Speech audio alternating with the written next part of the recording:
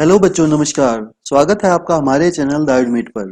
बच्चों, last video में हमने lesson number 14 Birbal caught the thief की रीडिंग की थी और इस वीडियो में हम करेंगे इसके वर्ड मीनिंग तथा एक्सरसाइज। तो आइए शुरू करें। So our first word is stick. Stick क्या होता है? स्टिक होती है एक वुडन रोड यानी डंडी, छड़ी। Next, surrounded.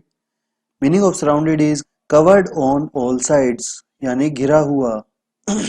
नेक्स्ट, प्रेशियस यानी वैल्यूएबल, कीमती। Next word is denied and the meaning of denied is not allowed, इनकार किया। Next, suspected. Meaning of suspected suppose to be true यानी संदेह हुआ। Next, narrated. Meaning of narrated is told, वर्णन किया। Next word is assembled and its meaning is gathered, इकट्ठे हुए। Then trick, ए clever act या दांव। तो बच्चों, ये थे इसके वर्ड मीनिंग्स। आइए इसकी कॉम्प्रिहेंशन एक्सरसाइज करें। First is tick the right options. तो बच्चों, हमारे पास यहाँ कुछ क्वेश्चन है और उनके तीन तीन ऑप्शन है, तो हमें करेक्ट वन को चूज करना है। तो आइए देखें। First, where did the merchant live. जो व्यापारी था वो कहाँ रहता था? इन ए पैलेस, महल में, होटल में, या एक बिग हाउस। तो स्टोरी में हमने पढ़ा था वो एक बड़े घर में रहता था। Next, what did the thief steel from the merchant house. चोर ने व्यापारी के घर से क्या चुराया? व्यापारी के हीरे, तो diamond. Next, whom did the merchant call for help। Merchant ने हेल्प के लिए क्या किया, किसको बुलाया? तो इसमें आएगा अकबर। मर्चेंट जो है वो किंग अकबर के पास गए। Next, what did the Birbal give to the servants. Birbal ने सर्वेंट्स को क्या दिया? Wooden stick. आगे है, answer the following questions. First, what happened when the merchant woke up in the morning. जब मर्चेंट सुबह उठा तो क्या हुआ? तो बच्चों, क्या हुआ था?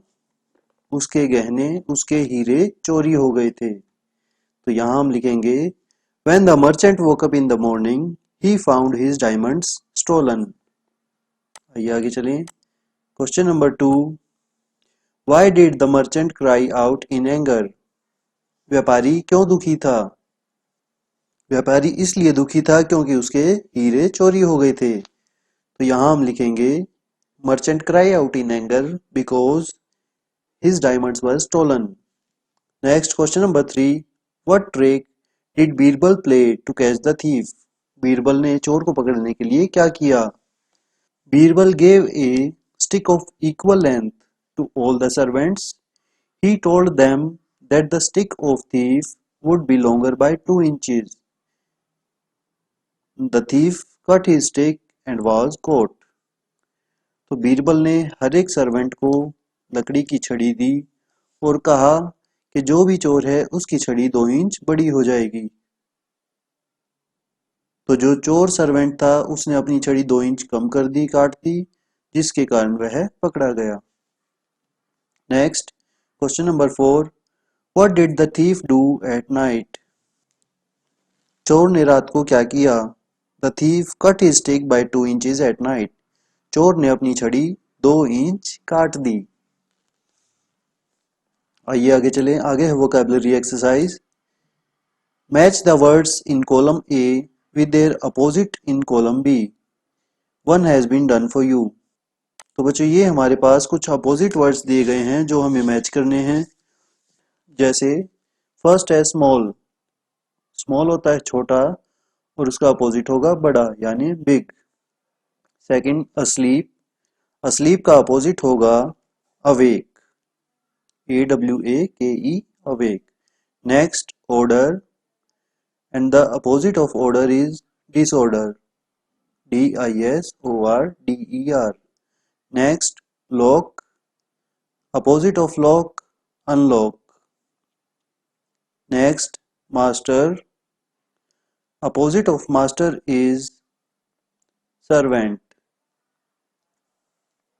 Next is gather, and the opposite of gather, scatter.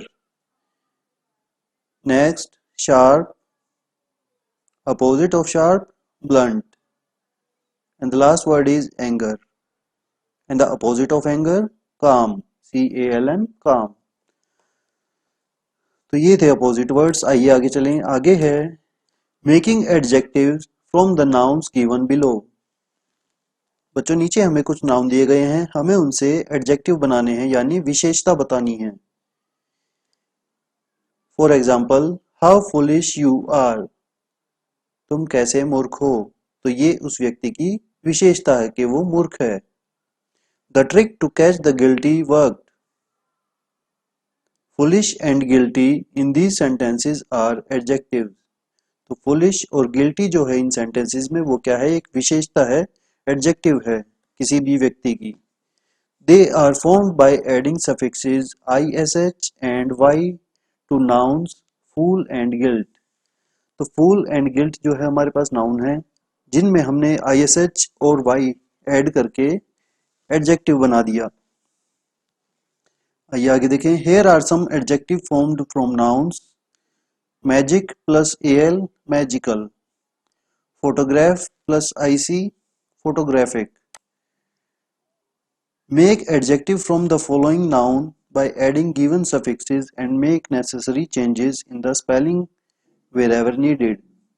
तो बच्चों हमारे पास यहाँ कुछ नाउन वर्ड्स दिए गए हैं और उनमें हमें कुछ सफिक्स ऐड करके उनको एडजेक्टिव बनाना है। तो फर्स्ट है एथलीट प्लस IC, तो ये हो गया athletic. Next culture and suffix is AL, तो कल्चरल। आगे है self plus ISH selfish, salt plus Y salty, clinic plus AL clinical, nation plus AL national, practice plus AL practical, dirt plus Y dirty, child plus ISH childish, and last accident plus AL accidental. आगे है grammar exercise. Read the sentences carefully. First, he lived in a small village. Second, someone entered his room quietly. Third, he found his diamonds stolen. And fourth, all the servants went to their homes. The words in bold in the above sentences are all in the simple past tense. In sentence 1 and 2 end in ed, whereas verbs in sentences 3 and 4 don't end in ed. The verbs that end in ed are called regular verbs and other verbs are called irregular verbs। तो बच्चों जो verb ed के साथ and हो वो regular verb है और जो ed से एंड नहीं हो वो इरेगुलर वर्ब है। And all these verbs express actions completed in the past। और ये सारी वर्ब्स क्या दिखाती हैं कि ये सब एक्शन कब हुए हैं, पास्ट में। ये सब पास्ट की बातें हैं यानी भूतकाल की। आइए इसकी एक्सरसाइज देखें। Now pick out regular and irregular verbs from the lesson and put them in the columns given below. तो इस लेसन में जितने भी रेगुलर वर्ब और इरेगुलर वर्ब आए हैं वो हमें यहाँ छाट कर लिखने हैं। तो बच्चों इसे आप अपने आप स्वयं करें। जो भी ईडी पे एंड होगा वो वर्ब रेगुलर वर्ब होगी और जो ईडी पर एंड नहीं होगा वो वर्ब इरेगुलर होगी। तो आप उन्हें अलग अलग छांट कर यहाँ लिखेंगे। Next, listening and speaking. Work in groups and role play the following scene. It is a conversation between the minister king and the thief. The trial of the thief. Minister, my lord, he is the thief. He was caught for stealing the crown. King, to the thief, why did you steal?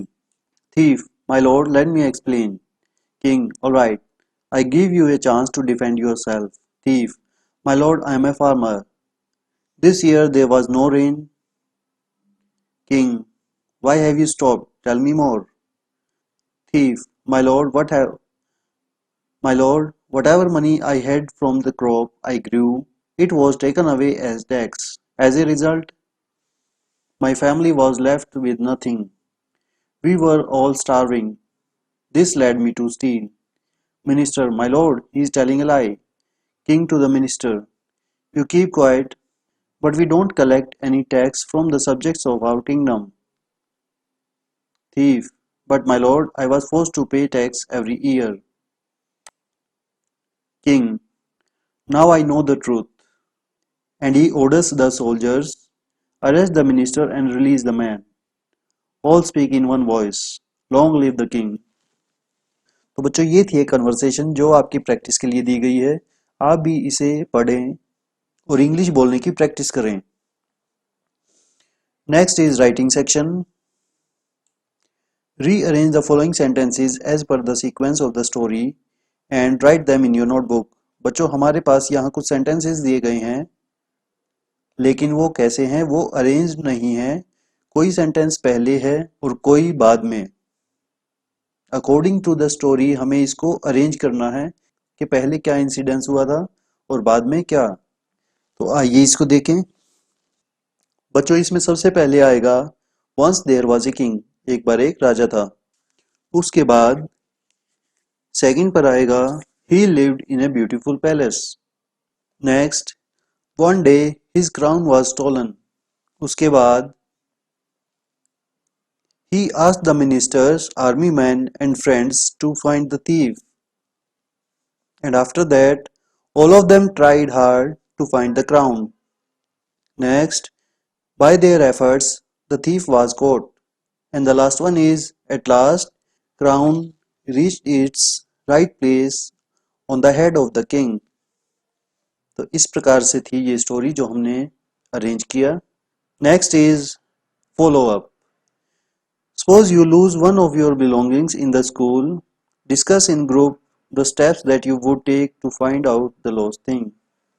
अगर आप कुछ अपना खो देते हैं school में तो आप कैसे क्या उसे पाने की कोशिश करेंगे, कैसे क्या करेंगे, वो आप यहाँ डिस्कस करें.